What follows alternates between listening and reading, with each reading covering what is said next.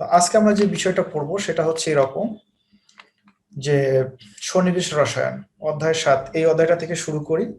আর পড়াটার আগে একটু বলে দিই, সেটা হচ্ছে এরকম যে আমরা মূলত শিখবো তো বটেই, যেটুকু পড়বো সেটুকু অবশ্যই ভালো মতো বুঝে শুনে শিখেই পড়বো, ঠিক আছে? কিন্তু শেখার চেয়েও আমার মেইনলি টার্গেট হচ্ছে তোমাদের পরীক্ষায় কিভাবে খুব কম সময়ে একটা ভালো একটা প্রিপারেশন একটা দেয়া যায়, সেই বিষয়টা আর কি চেষ্টা করব। তো তোমাদেরকে আজকে আমি একটু গাইডলাইনটা একটু দিয়ে দিই, আজকে কি কি পড়াবো। আসলে আজকে আমরা সন্নিবেশ যোগের পরিচিতিটা পড়বো, সন্নিবেশ যোগ কাকে বলে এই বিষয়টা আমরা ডিটেলস পড়বো, কারণ এখান থেকে ছোটখাটো 1 মার্কসের জন্য প্রশ্নগুলো আসেই থাকে। আর একটা জিনিস পড়বো, সন্নিবেশ যোগের নামকরণটা পড়বো। আমি বিগত সালে কিছু প্রশ্ন দেখলাম যেখানে নামকরণ এসেছিল, অথবা আমরা যখন যৌগগুলো যখন আলোচনা করব তখন তার নামটা কি সেটা আমাদেরকে তো উচ্চারণ করতে হয়, এই জন্য আমরা নামকরণটাও একটু পড়বো। আর এত কিছু পড়ার পর যদি আমাদের যদি একটু সময় থাকে তাহলে আমরা সন্নিবেশ যোগের একটা বন্ধন তত্ত্ব আছে, ভ্যালেন্স বন্ড থিওরি, এইটা পড়বো। অবস্থান্তর কোনো ধাতব পরমাণু বা আয়ন এর ফাঁকা অরবিটালের সাথে যখন কমপক্ষে একজন নিঃসঙ্গ ইলেকট্রন আছে এমন কোনো অণু বা আয়ন, যখন তাদের এই ইলেকট্রনগুলো ধাতুর ফাঁকা অরবিটালের সাথে সন্নিবেশ বন্ধনের মাধ্যমে যুক্ত থাকে, তখন যে যৌগগুলো গঠিত হয় সেটাকে মূলত বলা হচ্ছে সন্নিবেশ যৌগ। তো সন্নিবেশ যৌগ হইতে গেলে এখানে দুইটা বিষয় মনে রাখতে হবে, অর্থাৎ ফাঁকা অরবিটাল বিশিষ্ট অবস্থান্তর ধাতব পরমাণু বা আয়ন থাকতে হবে, এটা একটা শর্ত। ২ নম্বর শর্ত হচ্ছে যে এই যে ফাঁকা অরবিটাল গুলোতে কমপক্ষে একজন নিঃসঙ্গ ইলেকট্রন আছে এমন কোন অণু বা আয়নকে সন্নিবেশ বন্ধনের মাধ্যমে যুক্ত থাকতে হবে, তাহলে যে যৌগগুলো গঠিত হবে সেগুলোকে মূলত বলা হচ্ছে সন্নিবেশ যৌগ। তো আমরা সন্নিবেশ বন্ধনটা কিভাবে গঠিত হয় সেটা একটু দেখে নেই, এটা আমাদের একটু দেখা জরুরি। তোমরা একটা ছবি দেখো, এখানে একটা বিষয় দেখো, এখানে এম হচ্ছে একটা মেটাল, এই মেটালের একটা ফাঁকা অরবিটাল হচ্ছে এইটা, এটা হচ্ছে মেটালের একটা ফাঁকা অরবিটাল, এখানে কিন্তু কোনো ইলেকট্রন নাই। পাশাপাশি এটা আর একটা যৌগ, যে যৌগটার একটা ইলেকট্রন পূর্ণ অরবিটাল হচ্ছে এই অরবিটালটা। তাহলে কি হচ্ছে যে ধাতুর ফাঁকা অরবিটাল আর এর সাথে যে অণু বা আয়নটা বন্ধন গঠনে অংশগ্রহণ করতেছে তার একজোড়া ইলেকট্রন সমৃদ্ধ অরবিটাল পরস্পর বা সামনাসামনি অধিক্রমের মাধ্যমে একটা বন্ধন তৈরি করছে, এই বন্ধনটাই হচ্ছে কিন্তু সন্নিবেশ বন্ধন। এখন এই যে অবস্থান্তর মৌলের ধাতব পরমাণু বা আয়নটার সাথে যে অণু বা আয়নটা তার নিঃসঙ্গ ইলেকট্রনকে ব্যবহার করে একটা বন্ধন তৈরি করলো, এই অণু বা আয়নটাকে কিন্তু বলা হচ্ছে লিগ্যান্ড। তো এখন একটা বিষয় হচ্ছে যে এখান থেকে কিন্তু আর একটা প্রশ্ন করা যায় এভাবে যে লিগ্যান্ড কাকে বলে। সন্নিবেশ যৌগ গঠনের সময় যে সকল অণু বা আয়ন তাদের নিঃসঙ্গ ইলেকট্রন ব্যবহার করে বন্ধনে আবদ্ধ হয়, এই অণু বা আয়ন অর্থাৎ এই নিঃসঙ্গ ইলেকট্রন যুক্ত অণু বা আয়নগুলোকেই কিন্তু বলা হচ্ছে লিগ্যান্ড। এখন জটিল আয়নের একটা বিশেষ বৈশিষ্ট্য হচ্ছে যে জটিল আয়নটাকে বা জটিল অংশটাকে সবসময় স্কোয়ার ব্র্যাকেটের মধ্যে রাখা হয়, এই থার্ড ব্র্যাকেটটাকে মূলত বলা হচ্ছে স্কোয়ার ব্র্যাকেট। হ্যাঁ, আমরা আর কয়েকটা সংজ্ঞা সম্বন্ধে একটু পরিষ্কার হব। সেটা হচ্ছে এরকম একটা জিনিস দেখো, এই একটা যৌগ, এই যৌগটার নাম কি, নাম তোমরা অনেকে জানো, তবে নামকরণ আমি একটু পরে পড়াবো, তাই আমি নামটা একটু বলে দিই। সেটা হচ্ছে যে এই যৌগটার নাম হচ্ছে পটাশিয়াম হেক্সাসায়ানো আয়রন 2। আচ্ছা, মূলত আয়রন 2 বা ফেরেট আর কি। তা এখন বিষয়টা হচ্ছে এই যৌগটা যদি আমরা খেয়াল করে দেখি তাহলে আমরা দেখবো যে এখানে আমি কতগুলো কথা লিখেছি। এখানে এটা মুখ্য যোজনী লিখেছি, এই দুইটাকে বলছি এটা মুখ্য যোজনী, এইটাকে সায়ানাইডকে বলছি লিগ্যান্ড, এটাকে বলছি তার সন্নিবেশ সংখ্যা, এটাকে বলছি কেন্দ্রীয় ধাতব আয়ন, এটা হচ্ছে সন্নিবেশ স্ফেয়ার। তো এখান থেকে যে কোনো একটা সংখ্যা কিন্তু চলে আসতে পারে। যেমন বলতে পারে যে লিগ্যান্ড কাকে বলে। লিগ্যান্ড কাকে বলে, লিগ্যান্ড বলা হচ্ছে যে কেন্দ্রীয় ধাতব সন্নিবেশ যৌগে কেন্দ্রীয় ধাতব পরমাণু বা আয়নের সাথে যে সকল অণু বা আয়ন ইলেকট্রন প্রদানের মাধ্যমে সন্নিবেশ বন্ধন গঠন করে তাকেই মূলত লিগ্যান্ড বলে। তাই এখানে এই সায়ানো কিন্তু হচ্ছে একটা লিগ্যান্ড, এটা একটা কথা। দ্বিতীয় প্রশ্ন হতে পারে যে সন্নিবেশ সংখ্যা বলতে কি বুঝো, তাহলে সন্নিবেশ সংখ্যা কাকে বলে। সন্নিবেশ সংখ্যার সংজ্ঞাটা হচ্ছে এরকম যে একটা অবস্থান্তর যৌগে বা একটা সন্নিবেশ যৌগে কেন্দ্রীয় ধাতব পরমাণু যতটা একদন্তী, শর্ত আছে কিন্তু, একদন্তী লিগ্যান্ডের সাথে যুক্ত হইতে হবে, যতটা একদন্তী লিগ্যান্ডের সাথে যুক্ত হতে পারে তার সংখ্যাটাকেই বলা হচ্ছে এই কেন্দ্রীয় ধাতব পরমাণুটার সন্নিবেশ সংখ্যা। তাহলে সন্নিবেশ সংখ্যা কার হয়, কেন্দ্রীয় ধাতব পরমাণুর সন্নিবেশ সংখ্যা হয়। উল্লেখ্য যে এই সন্নিবেশ সংখ্যাটাকে গৌণ যোজনীয় বলা হয়।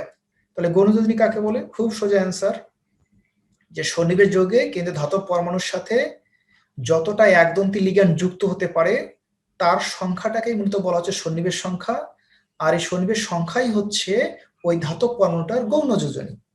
এখন মুখ্য যোজনী কাকে বলে?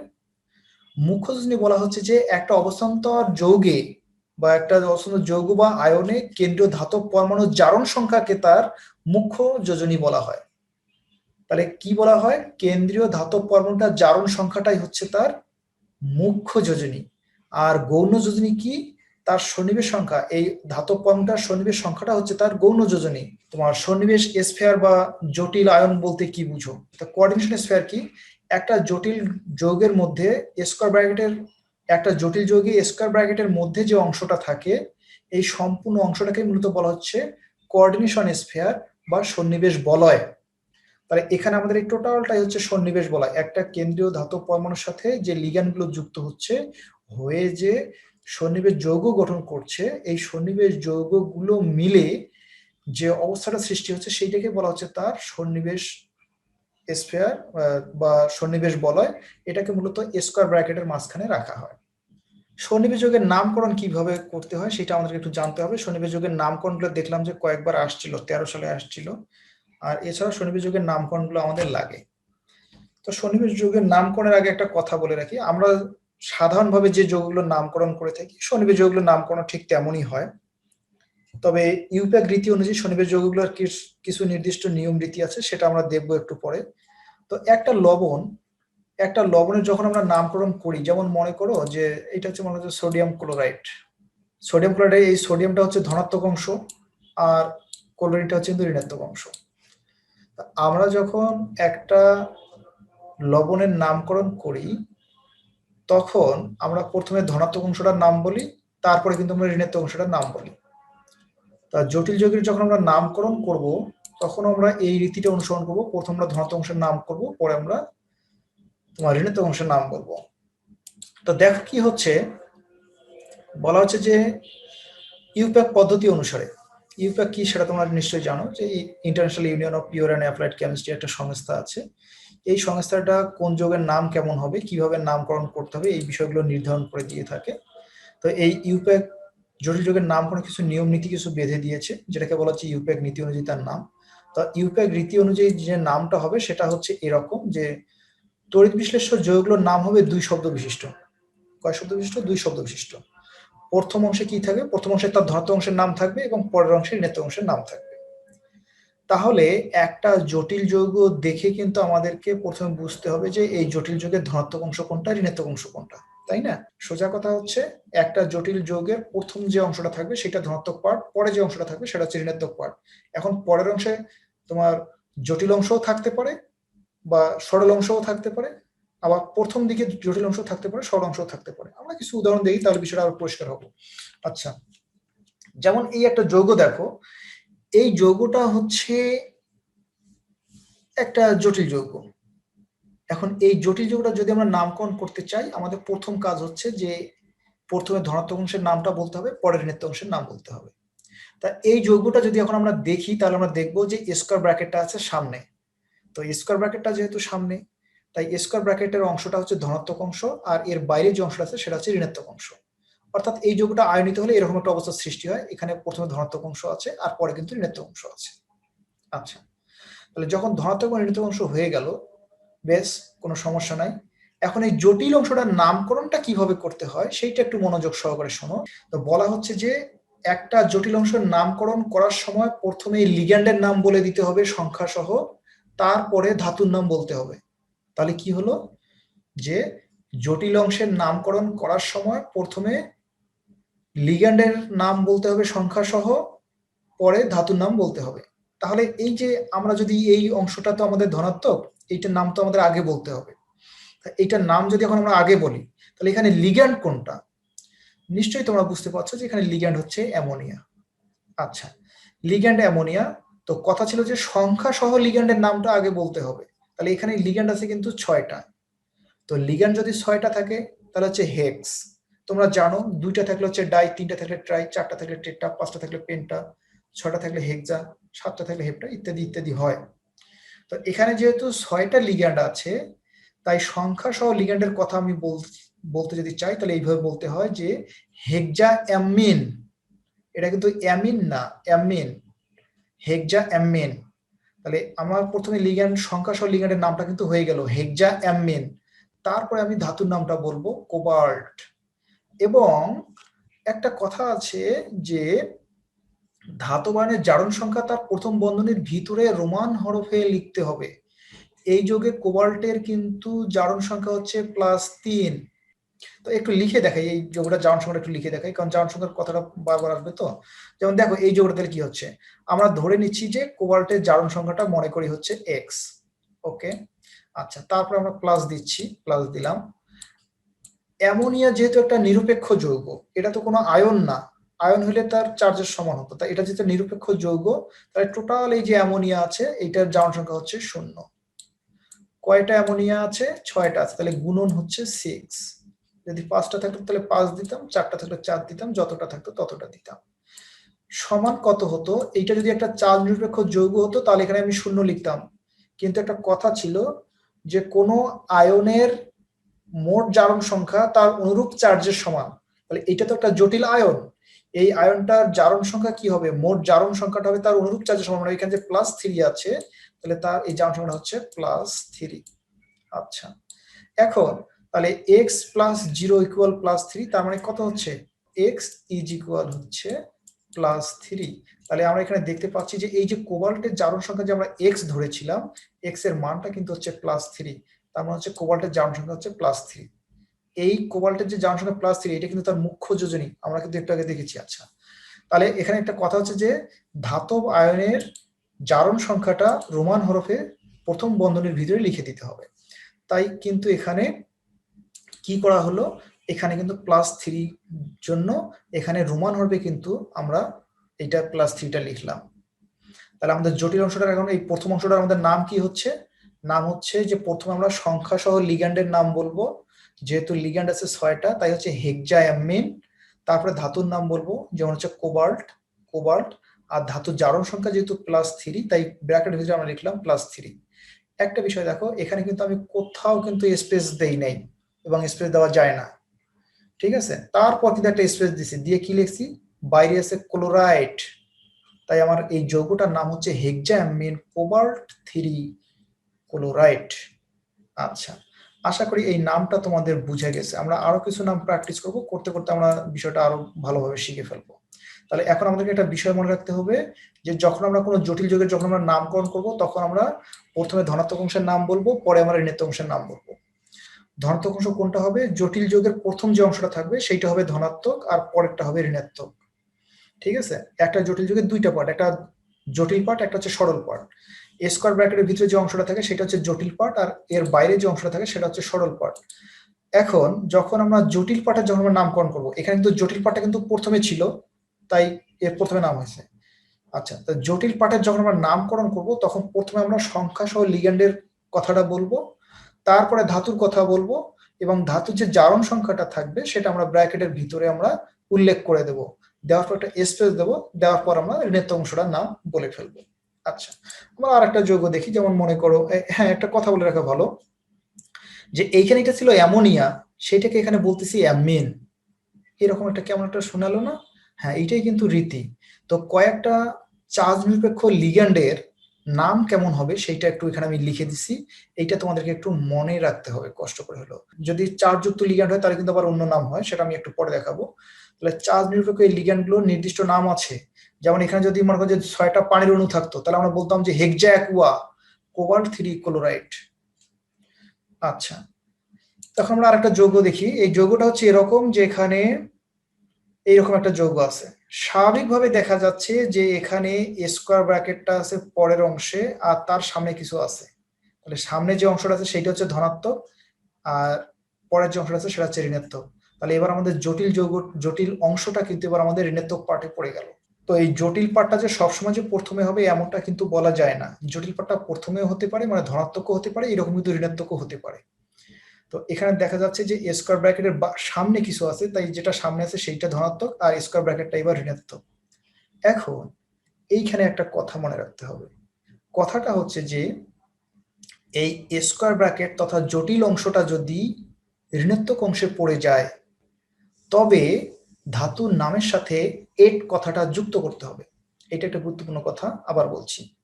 সেটা হচ্ছে যে জটিল অংশটা যদি ঋণাত্মক অংশে পড়ে যায়, তবে কেন্দ্রীয় ধাতব পরমাণুটার নামের সাথে এট কথাটা যুক্ত করতে হবে। যেমন এটা ছিল ফেরাম বা আয়রন, এটাকে বলছি আমরা ফেরেট। যদি নিকেল থাকতো তাহলে হচ্ছে নিকেলেট, যদি কোবাল্ট থাকতো তাহলে হচ্ছে কোবাল্টেট। যেমন এই অংশটাই যদি ঋণাত্মক অংশ হিসেবে যদি থাকতো তাহলে আমরা বলতাম যে হেক্সামিন কোবাল্টেট, অর্থাৎ এট কথাটা যুক্ত করতে হবে। আশা করা যায় বুঝে গেছে। তাহলে কি হচ্ছে যে জটিল যৌগটার প্রথমে যেটা থাকে সেটা হচ্ছে ধনাত্মক পার্ট, আর পরে যে অংশটা থাকে সেটা হচ্ছে ঋণাত্মক পার্ট। এখন জটিল অংশটা যদি ঋণাত্মক পার্টে পড়ে যায়, তাহলে ধাতুর নামের সাথে একটা এট কথাটা যুক্ত করতে হয়। এখন আমরা নামটা বলি, নামটা আগের মতোই। সেটা কি রকম? সেটা হচ্ছে আমরা প্রথমে ধনাত্মক অংশটার নাম বলবো। তো আমরা দেখতে পাচ্ছি যে এই জটিল যৌগটা যখন আয়নিত হয় তখন এইরকম দুইটা আয়ন উৎপন্ন করে। তাহলে এইটা হচ্ছে ধনাত্মক অংশ, নাম হচ্ছে পটাশিয়াম। ব্যাস, ধনাত্মক অংশের নাম শেষ। এখন ঋণাত্মক অংশ। তো ঋণাত্মক অংশের নাম করতে যে আমরা দেখতেছি এটা একটা জটিল যৌগ। তো জটিল যৌগের নাম করে নিয়ম কি? প্রথমে সংখ্যা সহ লিগ্যান্ডের নাম হবে, তারপরে ধাতুর নাম হবে, তারপরে তার জারণ সংখ্যা থাকবে। তাহলে এখানে সংখ্যা কয়টা? সংখ্যা হচ্ছে 6টা। আচ্ছা, এটা তোমরা সাধারণ হিসেবে তোমরা এটা সায়ানাইড হিসেবে জানো। এটা একটা লিগ্যান্ড, তবে যেহেতু এটা ঋণাত্মক লিগ্যান্ড তাই সায়ানাইডের জায়গায় এখন আমরা উচ্চারণ করবো সায়ানো। ঋণাত্মক লিগ্যান্ডের নামের শেষে ও কথাটা যুক্ত করতে হয়। আচ্ছা, সেটা আমরা একটু পরে দেখবো। তাহলে এখানে 6টা আছে, সায়ানো আছে, তাহলে নাম হচ্ছে হেক্সা সায়ানো। আর এটা আয়রন বা ফেরাম ছিল ঠিকই আছে, কিন্তু এটা ঋণাত্মক অংশে পড়ার কারণে এর সাথে একটা এট কথাটা যুক্ত করলে ফেরেট। আর এর জারণ সংখ্যা কিন্তু হচ্ছে 2। তাহলে এই যে এর এখানে জারণ সংখ্যা হচ্ছে 3, এর এখানে জারণ সংখ্যা 2, সেটা কিভাবে হইল? জারণ সংখ্যাটা কিন্তু নির্ণয় করতে পারতে হবে। এবার আর জারণ সংখ্যা নির্ণয় করে দেখাচ্ছি না, তোমরা এটা প্র্যাকটিস করবা কিভাবে এখানে আয়রনের জারণ সংখ্যা 2 হলো। আচ্ছা, তাহলে এখন আমাদের নামটা কি হলো? ধনাত্মক অংশের নাম হচ্ছে পটাশিয়াম, তারপর আমরা একটা স্পেস দিলাম, তারপরে স্পেস দিয়ে আমরা ঋণাত্মক অংশের নাম বলতেছি। তো ঋণাত্মক অংশটা আমাদের হচ্ছে একটা জটিল অংশ। তাহলে জটিল অংশের এই নামটা হচ্ছে এরকম, হেক্সা সায়ানো ফেরেট 2। তাহলে এটা হচ্ছে টোটালটা নাম হচ্ছে পটাশিয়াম হেক্সা সায়ানো ফেরেট 2। এখন এই লিগ্যান্ডটা এখানে আমরা সায়ানের জায়গায় কেন সায়ানো বলছি, এরকম কয়েকটা লিগ্যান্ডের কথা একটু আমাদের মনে রাখতে হবে। সেটা হচ্ছে এরকম, দেখো, যদি সিএন মাইনাস হয় তাহলে এটা হচ্ছে সায়ানো, এটা হচ্ছে অক্সালেটো। মূলত এটা একটা অক্সালেট, কিন্তু যখন লিগ্যান্ড হিসেবে থাকে তখন নাম হচ্ছে অক্সালেটো। এটা হচ্ছে একটা এসিটেট আয়ন, আয়নটা হচ্ছে এসিটেট, কিন্তু যখন লিগ্যান্ড হিসেবে থাকবে তখন নাম হবে এসিটেটো। অর্থাৎ ঋণাত্মক লিগ্যান্ডগুলোর নামের শেষে ও কথাটা যুক্ত করতে হবে। আচ্ছা, আমরা আর একটা যৌগ দেখি, সেটা হচ্ছে এই যৌগটা। এই যৌগটাতে দেখো স্কয়ার ব্র্যাকেটের সামনে কিছু আছে, তো সামনে যে অংশটা আছে সেটাকে অবশ্যই ধনাত্মক অংশ হচ্ছে, আর জটিল যৌগটা হচ্ছে ঋণাত্মক অংশে পড়ছে। তাহলে সামনের অংশটা হচ্ছে সোডিয়াম, তাই হচ্ছে সোডিয়াম কথাটা আগে বলা হলো। তারপর আমরা এই জটিল অংশের নামটা বলবো। জটিল অংশের নাম বলার সময় সংখ্যা সহ লিগ্যান্ডের নাম বলতে হয়। তাহলে এইটা হচ্ছে 5টা, যেহেতু কার্বনিল আছে এখানে, দেখো এই লিগ্যান্ডটার নাম হচ্ছে কার্বনিল, তাহলে আমরা বলতে পারি পেন্টা কার্বনিল। আর হচ্ছে কি, এখানে ম্যাঙ্গানিজ আছে, তাই হচ্ছে ম্যাঙ্গানেট। এখানে তো এট কথা কিন্তু যুক্ত হয়ে গেছে, ফেরেট না হয়ে গেছে ম্যাঙ্গানেট, ম্যাঙ্গানিজ না হয়ে যাচ্ছে ম্যাঙ্গানেট। তাহলে হচ্ছে পেন্টা কার্বনিল ম্যাঙ্গানেট, এর জারণ সংখ্যা কিন্তু হচ্ছে -1। এখানে দেখো -1 কিন্তু জারণ সংখ্যা, তাই এখানে কিন্তু রোমান হরফের সামনে কিন্তু একটা মাইনাস দিয়ে দিছি। এই বিষয়টা কিন্তু খেয়াল রাখার মতো বিষয়। আচ্ছা, আর একটা যৌগ যদি আমরা দেখি, তাহলে এই যৌগটা দেখবো। এই যৌগটাতে দেখো সোডিয়ামটা আছে বাইরে স্কয়ার ব্র্যাকেটের সামনে কিছু, তাহলে সোডিয়ামটা হচ্ছে ধনাত্মক, আর এই স্কয়ার ব্র্যাকেটের যে অংশটা সেটা হচ্ছে ঋণাত্মক। তাহলে যথারীতি এর নাম হচ্ছে সোডিয়াম, বলা হয়ে গেল। এখন একটা তোমাদের প্রশ্ন আসতে পারে, স্যার যে সোডিয়ামের সামনে যে 4 আছে তাই এর জন্য কিছু বলতে হবে না? আসলে 4টা তো আর সাথে সাথে আসে না, এই 4টা এখানে জারণ সংখ্যা নিউট্রাল করতে যাই 4টা এখানে দিতে হয়েছে। যেমন এখানে 4টা পটাশিয়াম লাগছে, এখানকার এই 4 মাইনাসকে নিউট্রাল করে দিতে। এখানে 4টা সোডিয়াম লাগছে, এখানকার 4 মাইনাসকে নিউট্রাল করে দিতে। এখানে 1 মাইনাসকে নিউট্রাল করে দেওয়ার জন্য এখানে একটা সোডিয়াম লাগছে। এখানে যদি 2টা মাইনাস থাকতো তাহলে এখানে 2টা সোডিয়াম লাগতো। তা এই জন্য এটা কিন্তু জারণ সংখ্যার সম্পর্কগত কারণে এখানে 4, 2, 6 এগুলো আসতে পারে, কিন্তু সেটা কথা না। কিন্তু কথা হচ্ছে এগুলো হচ্ছে তোমার নামটা হচ্ছে সোডিয়াম। আর এই জটিল অংশটা আছে, তাহলে এটা সায়ানাইড যেমন বলবো সায়ানো, 4টা সায়ানাইড, তাহলে টেট্রা সায়ানো। আর নিকেল, দেখো নিকেল কিন্তু ঋণাত্মক অংশ পড়ে গেছে, তাই আমরা কিন্তু বলতেছি নিকেলেট। আর এখানে নিকেলের যাওয়ার সময় কিন্তু হচ্ছে 0, তাই এই যৌগটার নাম হচ্ছে টেট্রা সায়ানো নিকেলেট। আশা করি তোমাদের সবার বুঝা গেছে নামকরণটা। তো একটা বিষয় হচ্ছে যে এখানে তোমরা যে যৌগগুলো দেখেছো, দেখো প্রত্যেকটা যৌগে কিন্তু লিগ্যান্ড মাত্র এক জাতীয় লিগ্যান্ড ছিল। যেমন এখানে 6টা লিগ্যান্ড ছিল, 6টাই অ্যামোনিয়া। এখানে 6টা সায়ানাইড ছিল, 6টাই সায়ানাইড। এখানে কার্বনিল ছিল 5টাই কার্বনিল। এখানে 4টাই ছিল সায়ানাইড।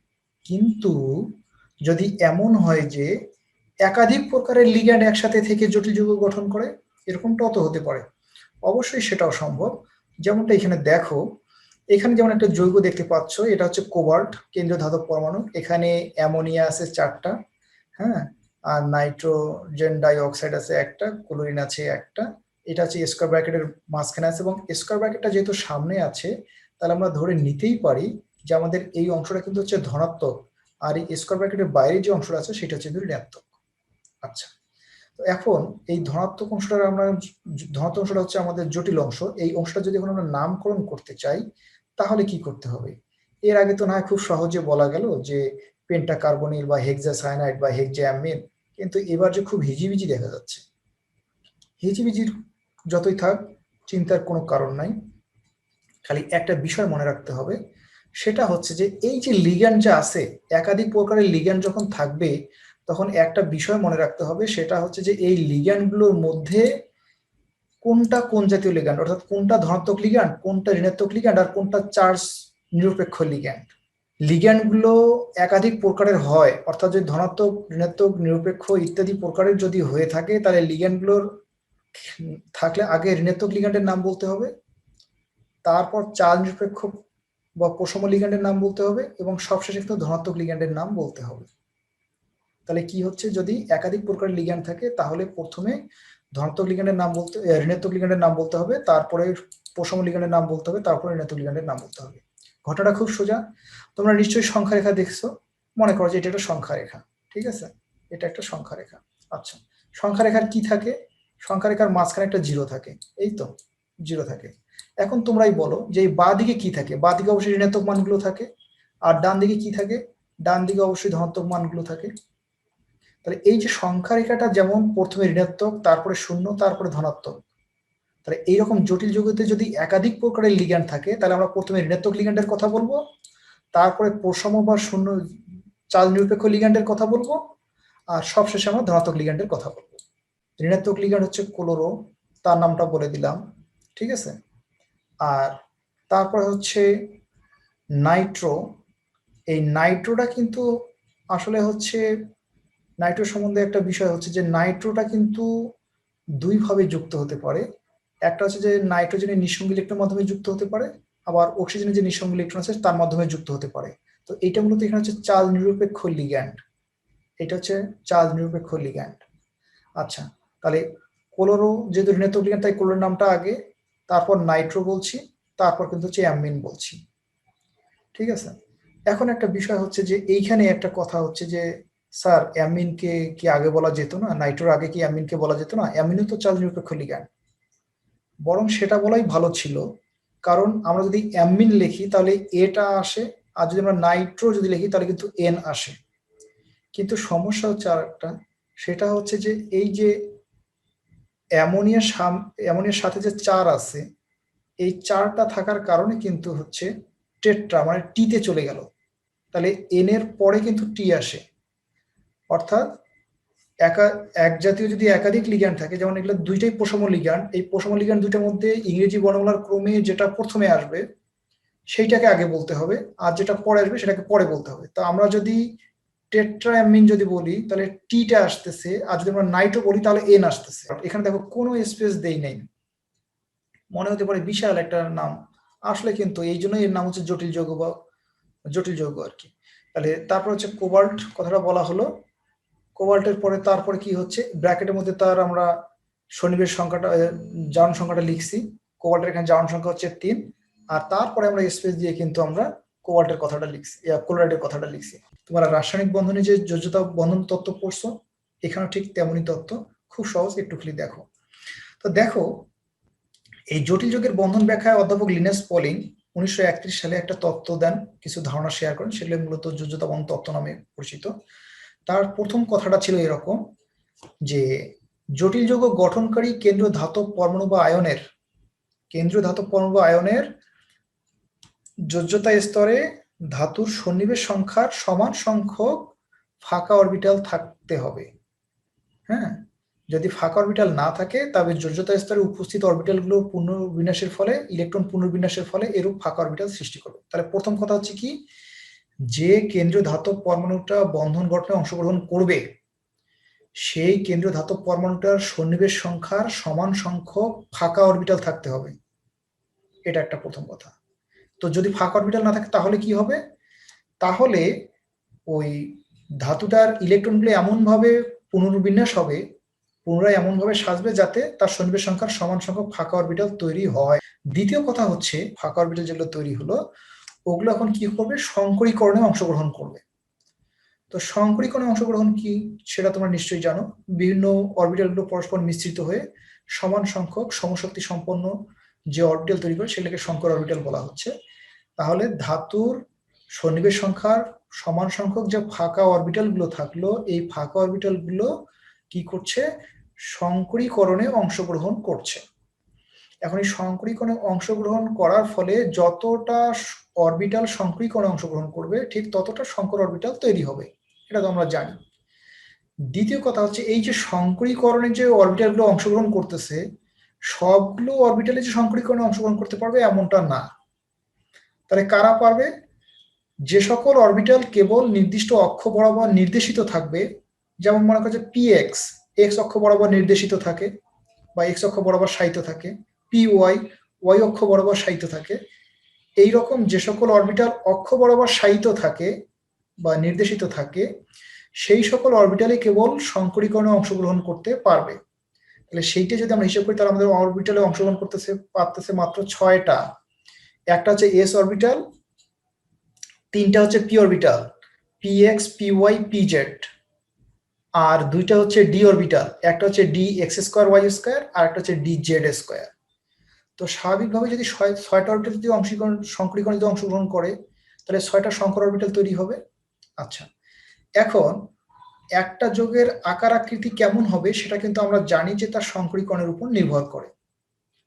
যেমন যদি একটা এস অরবিটাল আর একটা পি অরবিটাল যদি সংকরীকরণে অংশগ্রহণ করে তাহলে এসপি সংকরায়ন ঘটবে এবং এক্ষেত্রে ওটা আকৃতি হবে সরল রৈখিক। যদি একটা এস অরবিটাল আর 2টা পি অরবিটাল সংকরীকরণে অংশগ্রহণ করে তাহলে sp2 সংকরীকরণ ঘটবে, এক্ষেত্রে আকৃতিটা হবে এরকম ত্রিভুজের মতো। যদি মনে করো যে একটা এস অরবিটাল আর 3টা পি অরবিটাল সংকরীকরণে অংশগ্রহণ করে তাহলে হবে sp3, একটা এস আর 3টা পি, তাহলে হচ্ছে sp3 সংকর অরবিটাল গঠন তোমরা জানো যে চতুস্তলকীয়। তারপর এইভাবে তোমার অষ্টতলকীয় যৌগ হতে পারে যদি 6টা সংকরীকরণ অরবিটালে অংশগ্রহণ করে, তাহলে এইভাবে সংকরীকরণে অংশগ্রহণ করবে। তারপরে কথাটা হচ্ছে যে লিগ্যান্ডের যে নিঃসঙ্গ ইলেকট্রন বিশিষ্ট যে অরবিটাল থাকবে, লিগ্যান্ডের এই নিঃসঙ্গ অরবিটালগুলোর সাথে ধাতুর যে সংকর অরবিটালগুলো আছে তাদের মধ্যে সামনাসামনি অধিক্রমণ হবে, সামনাসামনি অধিক্রমণের মাধ্যমে সিগমা বন্ধন গঠন করবে। আমরা কিছু যৌগ দেখি তাহলে বিষয়টা বুঝতে পারবো। তো একটা বিষয় দেখো একটু, যেমন মনে করো যে এই যৌগটার নাম কি? এই যৌগটার নাম এরকম যে যেহেতু এইটা একটা ঋণাত্মক অংশে পড়ে গেছে তাই হচ্ছে টেট্রাক্লোরো নিকেলেট। এই যৌগটা কি, এই আয়নটা কিভাবে গঠিত হয় আমরা একটু দেখি। তাহলে আমরা যদি এখন নিকেলের ইলেকট্রন বিন্যাস করি তাহলে আমরা দেখতে পাবো যে এইটা হচ্ছে নিকেলের ইলেকট্রন বিন্যাস, যে 1s2 2s2 2p6 3s2 3p6 3d8 4s2, এইটা হচ্ছে নিকেলের ইলেকট্রন বিন্যাস। কিন্তু এখান থেকে যদি 2টা ইলেকট্রন চলে যায় তখনই মূলত নিকেল 2+ এর সৃষ্টি হয়। এখানে নিকেলটা কিন্তু নিকেল 2+ হিসেবে আছে। কি কেন 2+ আসবে একটু দেখাই দেই। যেমনটা দেখো, নিকেল এখানে হচ্ছে এরকম। আচ্ছা, এখানে লিখি, এখানে নিকেলটা জারণ সংখ্যা মনে করো যে হচ্ছে এক্স, জারণ সংখ্যা হচ্ছে এক্স প্লাস ক্লোরিন এর জারণ সংখ্যা হচ্ছে -1 এবং এখানে 4টা ক্লোরিন আছে তাই হচ্ছে গুণন হচ্ছে 4 সমান কত হবে? তার চার্জ হচ্ছে -2, এই মাইনাসের সমান তার হবে চার্জ, তার মানে এটা হচ্ছে -2। এখন যদি আমরা হিসাব করি তাহলে কি হবে? x - 4 ইজ ইকুয়াল হচ্ছে -2। আচ্ছা, তাহলে কি হচ্ছে x ইজ ইকুয়াল হচ্ছে +4 - 2, তার মানে হচ্ছে x ইজ ইকুয়াল হচ্ছে কত +2। তার মানে হচ্ছে নিকেলের কিন্তু হচ্ছে এখানে চার্জটা হচ্ছে এরকম যে নিকেল এখানে আছে মূলত 2+ হিসাবে আছে। তা জারণ সংখ্যার ধারণা কিন্তু লাগতেছে, তাহলে নিকেল 2+। আমরা এই নিকেলের পারমাণবিক সংখ্যা হচ্ছে 28। এখানে দেখো এই পর্যন্ত হচ্ছে 28টা ইলেকট্রন আছে। 2 4 6 হচ্ছে 10, 2 হচ্ছে 12, 6 18, আর 8 হচ্ছে 26, আর 2 হচ্ছে 28। এখানে 28টা ইলেকট্রন আছে। তাহলে এই যে ফোর্সের যে দুইটা ইলেকট্রন আছে, ইলেকট্রন দুইটা যদি চলে যায় তাহলে কিন্তু একটা নিকেল 2+ এর সৃষ্টি হয়। তাই নিকেল 2+ সৃষ্টি হওয়ার জন্য দুইটা ইলেকট্রনকে চলে যেতে হয়। এখন সেই দুইটা ইলেকট্রন হচ্ছে এই ফোর্স থেকে ইলেকট্রন দুইটা চলে যায়। আচ্ছা গেল। তো ফোর্স থেকে যখন ইলেকট্রন দুইটা যখন চলে যায় তখন আমরা একটা বিষয় দেখতে পাচ্ছি, সেটা হচ্ছে যে নিকেলে কিন্তু তখন ইলেকট্রন থাকতেছে, ডি অরবিটালে ইলেকট্রন থাকতেছে কয়টা, দেখা যাচ্ছে যে এখানে থাকতেছে 8টা ইলেকট্রন থাকতেছে। এই যে ডিতে যে 8টা ইলেকট্রন থাকতেছে, ইলেকট্রন 8টা কিভাবে সাজতেছে, প্রত্যেকটা অরবিটাল আগে একটা একটা করে ইলেকট্রন যাবে হুন্ডের নীতি অনুযায়ী, যাদের স্পিন একইমুখী হবে। তাহলে 5টা অরবিটালে 5টা ইলেকট্রন গেল, আর থাকে 3টা ইলেকট্রন। এই 3টে ইলেকট্রন বিপরীত স্পিনে এদের সাথে যুক্ত হলো। বেশ ভালো কথা। এখন এই যৌগটাতে নিকেলের সন্নিবেশ সংখ্যা কত, নিশ্চয়ই তোমরা বুঝতে পারছো যে এই যৌগটাতে নিকেলের সন্নিবেশ সংখ্যা হচ্ছে 4। তাহলে সন্নিবেশ, তাহলে যোজ্যতা বন্ধন তত্ত্বে কথা ছিল যে কেন্দ্রীয় ধাতব পরমাণু বা আয়নের সন্নিবেশ সংখ্যার সমান সংখ্যক ফাঁকা অরবিটাল থাকবে। তাহলে এখানে নিকেলের সন্নিবেশ সংখ্যা হচ্ছে 4। এখানে যদি আমরা দেখি তাহলে কিন্তু আমরা দেখতে পাচ্ছি যে 4টা ফাঁকা অরবিটাল আছে। তো যেহেতু নিকেলের সন্নিবেশ সংখ্যা 4 আর 4টা ফাঁকা অরবিটাল আছে, তাই আর নতুন করে ইলেকট্রনকে সাজার প্রয়োজন হচ্ছে না। এই 4টা অরবিটাল তাহলে এখন সংকরীকরণে অংশগ্রহণ করবে। বেশ ভালো কথা। সংকরীকরণে যদি অংশগ্রহণ করে তাহলে কি হচ্ছে, একটা এস অরবিটাল আর 3টা পি অরবিটালের মধ্যে সংকরীকরণ ঘটতেছে। তাহলে তোমরা নিশ্চয়ই বুঝতে পারছো যে এই সংকরীকরণটা হচ্ছে sp3 সংকরায়ন। আচ্ছা, sp3 সংকরায়ন যদি হয় তাহলে তার গঠন কেমন হবে সেটা আমি একটু পরে বলি। তারপরের লাইনটা একটু দেখো কি রকম হচ্ছে। তাহলে এখন দেখো এই যে একটা এস অরবিটাল আর 3টা পি অরবিটাল সংকরীকরণে অংশগ্রহণ করে 4টা কিন্তু sp3 সংকর অরবিটাল তৈরি করলো। তাহলে এই যে 4টা যে সংকর অরবিটাল তৈরি করলো, এখন কি করবে, এখন এই যে লিগ্যান্ড যে ক্লোরিন আছে তার ইলেকট্রন পূর্ণ অরবিটালকে ধাতুর এই ফাঁকা অরবিটালগুলোতে এখন স্থান দিবে। দিলে দেখো এই যে এই ইলেকট্রন দুইটা আসছে ক্লোরিন থেকে, একটা ক্লোরিন থেকে, এই দুটি ইলেকট্রন আসছে আরেকটা ক্লোরিন থেকে, এই দুটি ইলেকট্রন আসছে আরেকটা ক্লোরিন থেকে, এবং এই ইলেকট্রনটা আসছে আরেকটা ক্লোরিন থেকে। এভাবে কিন্তু এই টেট্রাক্লোরোনিকলেট এই আয়নটা কিন্তু গঠিত হয়। তো যেহেতু এখানে sp3 সংকরায়ন ঘটেছে তাই এই অণুটার আকৃতি হবে অবশ্যই চতুস্তলকীয় হবে, এবং যেহেতু এখানে এই গঠন থেকে, এর বন্ধন গঠন থেকে দেখা যাচ্ছে যে এখানে দুইটা বিজোড় ইলেকট্রন আছে, তাই এই যৌগটা অবশ্যই প্যারাম্যাগনেটিক হবে। তাহলে একটা বিষয় মনে রাখতে হবে যে কোনো কোনো যৌগ বা আয়নের যদি বিজোড় ইলেকট্রন থাকে তাহলে প্যারাম্যাগনেটিক হবে, আর যদি জোড়বদ্ধ ইলেকট্রন থাকে তাহলে কিন্তু ডায়াম্যাগনেটিক হবে। তো যেহেতু এখানে দুইটা বিজোড় ইলেকট্রন আছে তাই এই যৌগটা হচ্ছে প্যারাম্যাগনেটিক, এই আয়নটা হচ্ছে প্যারাম্যাগনেটিক।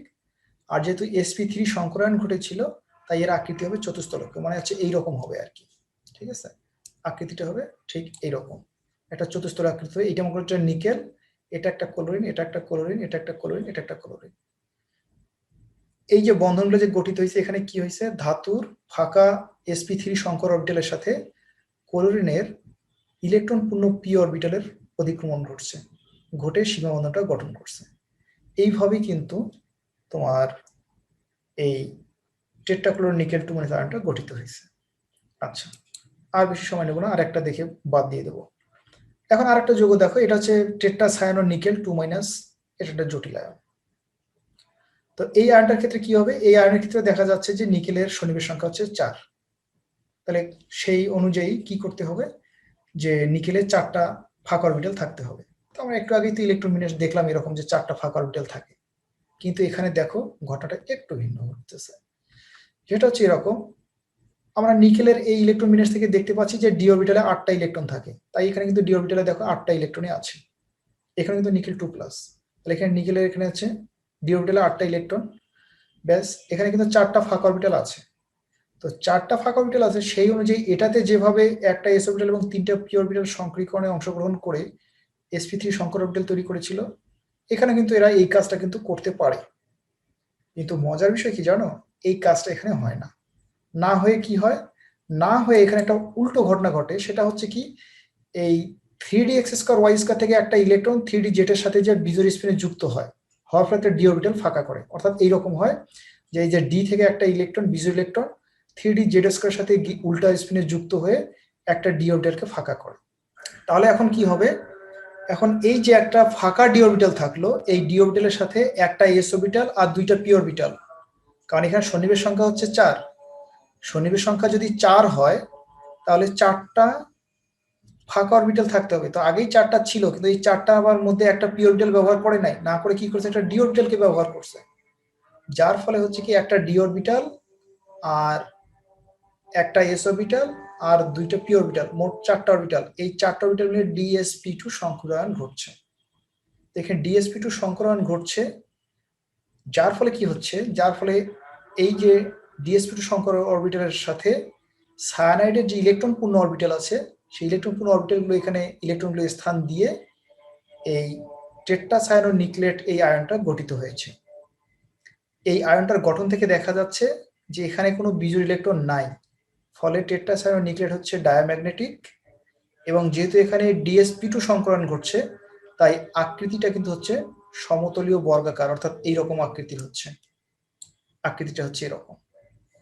তাহলে একটা বিষয় দেখা যাচ্ছে যে সন্নিবেশ সংখ্যা একই, কিন্তু এখানে ঘটতেছে sp3 সংকরায়ন, এখানে আবার ঘটতেছে DsP2 সংকরায়ন। এটা হওয়ার মূল কারণ হচ্ছে কোলিন এই লিগ্যান্ডটার শক্তি অপেক্ষা সায়ানাইড লিগ্যান্ডটার শক্তি বেশি। আচ্ছা, এখন প্রশ্নটা পরীক্ষায় যেভাবে আসবে সেটা হচ্ছে এভাবে যে টেট্রাসায়ানোনিকেল 2 এই আয়নটা সমতলীয় বর্গাকার, অথচ টেট্রাক্লোরোনিকেল 2 এই আয়নটা চতুস্তলকীয় কেন, ব্যাখ্যা করো। হয়তো যোজ্যতা বন্ধন তথ্যটা চাবে না, কিন্তু এই প্রশ্নটা আসবে যে এই টেট্রাসায়ানোনিকেল 2 এই আয়নটা সমতলীয় বর্গাকার, অথচ টেট্রাক্লোরোনিকেল 2 এই আয়নটা চতুস্তলকীয় কেন, ব্যাখ্যা করো। এই ব্যাখ্যাটা জানতে গেলে বা দিতে গেলে তোমাকে কিন্তু ওই যে সন্নিবেশ তোমার যোজ্যতা বন্ধন তথ্যটা তোমাকে জানতেই হচ্ছে, এটা একটা কথা। দ্বিতীয় কথা হচ্ছে একই প্রশ্ন এভাবে বলতে পারে যে টেট্রাসায়ানোনিকেল 2+2- আয়নটা ডায়াম্যাগনেটিক, অথচ টেট্রাক্লোরোনিকেল 2- আয়নটা প্যারাম্যাগনেটিক কেন, ব্যাখ্যা করো। তখনও কিন্তু এই ব্যাখ্যাটাই কিন্তু তোমার কিন্তু দিতে হবে। তো তাহলে তোমাদের সবাইকে ধন্যবাদ দিচ্ছি, ধন্যবাদ দিয়েই